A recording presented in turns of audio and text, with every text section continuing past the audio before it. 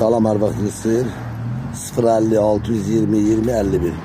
Yine Savxızda portuşkalar 20 manatdan 40'ın 40'a portuşka 20 manattı. 40'ın 50'ye 40'ın 60'a 25 manattı. Bir adedi. Yine Savxız demir yolundan 3 kilometre ileri. Bak burada var 40'ın 1 metre. 40'ın 80'a 40'ın 90'a bu portuşkalar 35 manattı. 60'ın 80'da 40 manat. 60'ın 100'e 45 manat. Sonra burada 60'ın 60'a 50'nin 50'ye portuşkalar var. Onlar 30 manattı.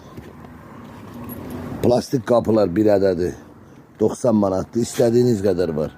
Hamısı hazırdır. Elimizde olan mallar bu kıymetli. Demir sef kapılar bir adedi 150 manattı. Nömrə ilə əlaqə saxlasanız yaxşı olar. Bir də ki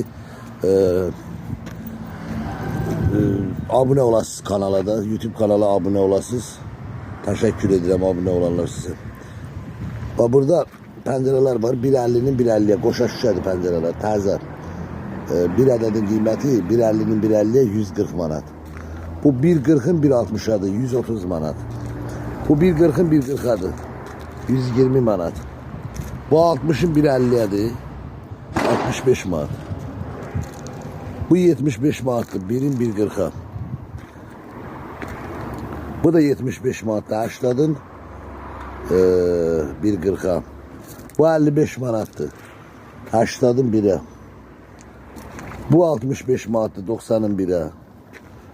Bunlar 85 manatdır. Birin 1.40'a. 1.50'nin 1.60'a 140 manat. Yine Savxızdadır. Bak bu pencerenin bir adedi 120 manattı. 1.40 1.50. Bu 100 manattı. 1.20 1.50. Nömrə ilə əlaqə saxlayın. 050 620 20 51. 1.20 1.40 100 manat. Birin 1.40'a 85 manat. Abunə olmağı da unutmayın zahmet olmasın. Yine Savxızdadır. Karışlı kapılarda 160 manat.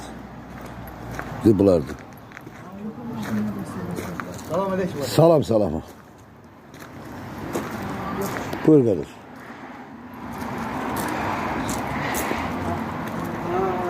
Neydi sizde ölçü? 82'de ne var? 82'ye. 2'ye var, 2.8'e var. Bunlar.